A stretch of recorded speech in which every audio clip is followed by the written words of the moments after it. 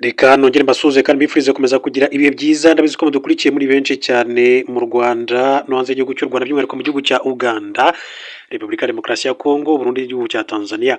Amakuru yacu rero ndaza kuyahera mu gihugu cya Uganda. Hari itangazo rikomeye cyane riturutse i Kampala.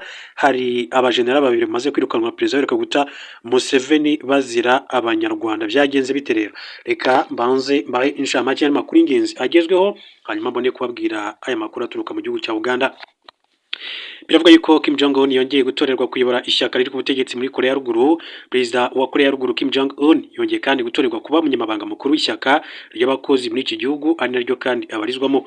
Kim Jong Un yatowe ku cyumweru tariki 22 Gashyantare 2026 binyuze mu nteko rusange y'iri shyaka.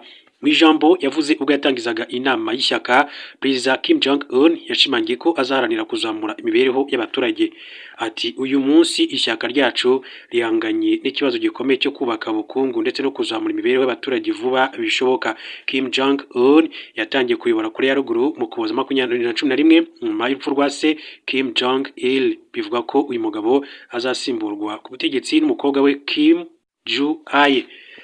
Menya makuru avugwa mu buryo bw'incamake, reka mbabwire ko Somaliland ishaka guha Amerika amabuye y'agaciro nk'ingurane y'ubwigenge.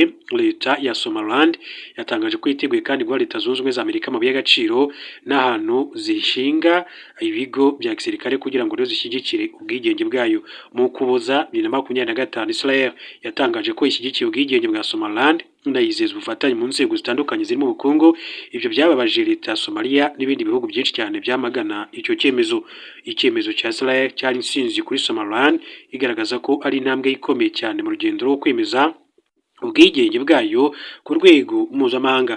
Minisitiri mu biro bya Perezida wa Somaliland yitwa Hadar Hussein Abdi yagize ati twiteguye guha Amerika uburenganzira bwihariye, tunemera igitekerezo cyo guha Amerika ibirindiro bya gisirikare. Minisitiri Hussein yagaragaje ko Somaliland yizeye ko Amerika kandi izemera icyifuzo cyayo nayo igatera intambwe nk'iyo Israel yateye mu mpera z'umwaka ushize 2025. Somaliland yometse kuri Somalia mu mwaka w'1960 ubwo yigobotoraga ubukoloni bw'Abongereza kubera imvururu zaranze Somalia mu myaka yakurikiyeho, zatumye kandi abo muri Somaliland bashaka kongera kuba bonyine mu mwaka w'1969. Mu mwaka w'1980 abo muri Somaliland bashinjaga Leta ya Somalia kwatoteza baremye umutwe witwaje intwaro witwa CNM, Somali National Movement, wari ugamije guhangana n'ubutegetsi bwa Said Barre kugira ngo yemere ko ubutaka bwabo busubirana ubwigenge.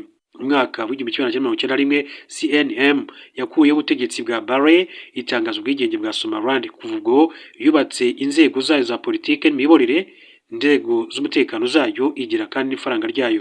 Kuva kera Amerika kandi yagaragaje ko ishyigikiye ubwigenge bwa Somalia yose, inayifasha kurwanya ibikorwa by'iterabwoba biyugarije ibinyujije mu bikorwa bya gisirikare bitaziguye no mu nkunga inyuza mu butumwa bw'amahoro bw'umuryango w'abibumbye UN. Amerika ntiri mu bihugu byamaganye icyemezo cya Israel cyo gushyigikira ubwigenge bwa Somaliland, ibyatumye bamwe bibaza niba nayo idashobora kuyishyigikira mu gihe kizaza. Hanyuma uwitwa Perezida Volodymyr Zelensky yatangaje ko Uburusiya bwatangije intambara ya gatatu y'isi mu gihugu cye, asaba umuryango mpuzamahanga kwihagarika nta bukererwa. Mu kiganiro Zelensky yagiranye na BBC mu mpera z'icyumweru gishize, yasobanuye ko kugira ngo iyi ntambara yashojwe kuri Ukraine ifashe muri Gashyantare 2022 ihagarare, amahanga akwiye gushyira igitutu cyinshi cyane ku Burusiya mu rwego rwa gisirikare n'ubw'ubukungu. Zelensky yagize ati ntekereza ko Putin yayitangije ikibazo n'ubutaka azashobora kandi gufata nuko yahagarika. Uburusiya bushaka kugenera isi uko igomba kubaho ndetse no guhindura ubuzima abaturage bihitiyemo. Uburusiya bwagaragaje ko bushaka kugenzura igice kinini cyane cyo mu burasirazuba bwa Ukraine, bukamenyesha amahanga ko Ukraine nibyemera intambara izahita irangira. Perezida wa Ukraine yasubije ko byaba birenze gutanga ubutaka bw'igihugu kuko ngo byaba bisobanuye ko leta itaye abaturage batuye muri ibi bice, ibyo abona ko byaba biciyemo ibice sosiyete yabo. Volodymyr Zelensky yagaragaje ko Perezida w'Uburusiya Vladimir Putin ashobora kandi guhagarika intambara by'agateganyo mu gihe yahabwa ubu butaka, ariko ko nyuma y'igihe runaka yazongera kandi kubisubukura ashaka ibindi bice. Ati uko mbyumva yaruhuka imyaka itari myinshi, ubwo niyihe yajya ubutaha ntabwo tubizi, ariko ati kuba yashaka gukomeza kandi intambara ni impamo. Yagaragaje ko mu gihe kandi intambara itarahagarikwa, Perezida Vladimir Putin w'Uburusiya atagarukira muri Ukraine kuko ngo yayikomereza no mu bindi bihugu by'ibituranyi biri ku mugabane w'Uburayi. Perezida wa Ukraine yatangaje ko nyuma y'imyaka igera kuri 4 y'intambara itangiye akiri mu mujyi wa Kiev kandi ko yizeye ko igihugu cyabo kizatsinda iyi ntambara kuko ngo bari kurwanira ubwigenge bwacyo. Tuzatsinda, ibyo birasobanutse rwose, ni ikibazo cy'igihe gusa.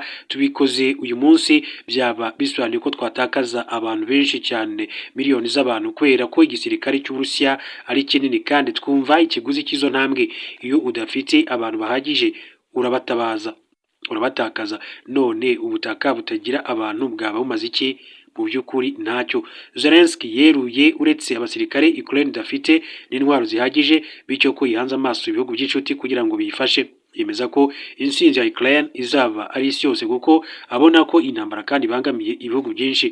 Iyi ntambara y'isi iheruka yabaye kuva mwaka w'1939 kugeza mwaka w'1945 yarangiye Ubudage bwa Adolf Hitler butsinzwe n'ibihugu byihuje hamwe birimo Ubwongereza na Leta Zunze Ubumwe za Amerika.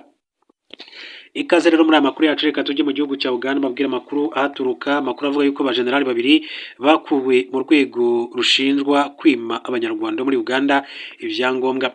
Igisirikare cya Uganda cyeguje abasirikare bakuru bari bashinzwe serivisi z'abinjira n'abasohoka nyuma y'igihe kirenga ibyumweru bibiri. Umugaba mukuru wacyo General Muhoozi Kainerugaba atangaje ko yirukanye abatuma abo mu bwoko bw'abanyarwanda bagorwa no kubona ibyangombwa.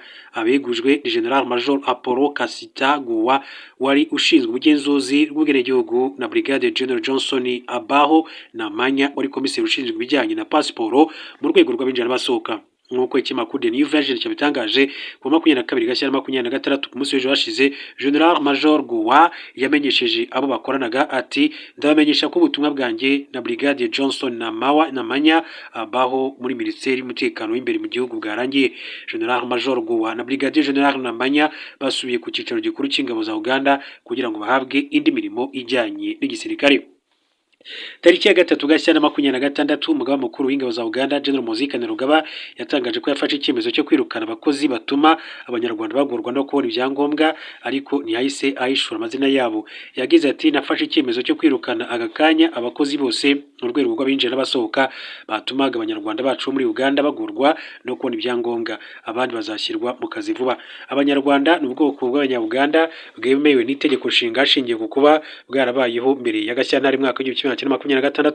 Bamwe muri bo kandi bamaze igihe kinini cyane bagaragaza ko leta ibima ibyangombwa birimo pasiporo kubera gushidikanya ku nkomoko yabo, nyamara kandi baravukiye muri Uganda bakanakurirayo. Perezida Yoweri Kaguta Museveni yinjiye muri iki kibazo muri 2024 yibutsa mu nzego bireba ko itegeko nshinga ryo mwaka w'1995 riha ubwenegihugu abavukiye muri Uganda, abakomoka ku banya-Uganda ndetse n'abanyamahanga babyifuza.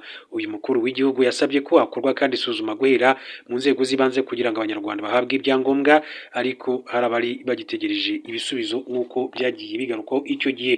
Major General Apollo Kasita Guwa ndetse na Brigade General Johnson Abaho Namanya bakaba bamaze gukurwa muri serivisi z'abinjira n'abasohoka muri iki gihugu cya Uganda.